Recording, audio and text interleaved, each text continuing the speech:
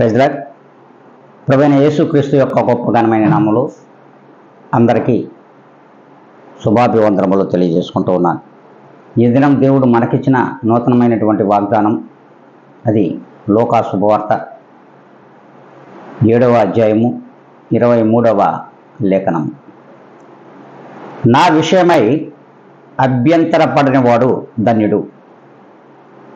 దేవుడు ఇట్టి గొప్ప మాటను మనకిస్తూ ఉన్నాడు.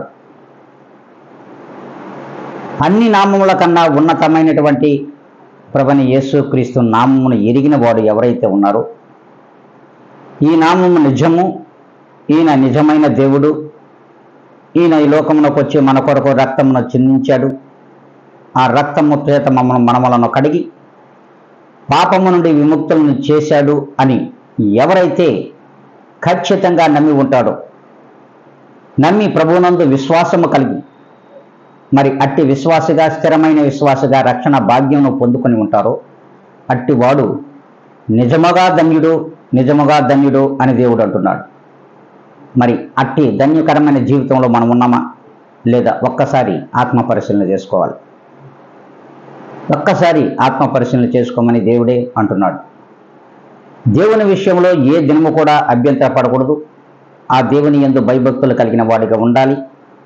ఆ దేవుడే స్థిరమైనటువంటి ప్రభువైన యేసుక్రీస్తు వారు నమ్మకము కలిగి మరి అట్టి స్థిరమైన నమ్మకం, స్థిరమైన విశ్వాసము, అట్టి నీతి యథార్థతలు కలిగి దేవునిలో దినమైతే ఉంటామో అట్టి వారు ధన్యులు అని దేవుడు అంటున్నాడు.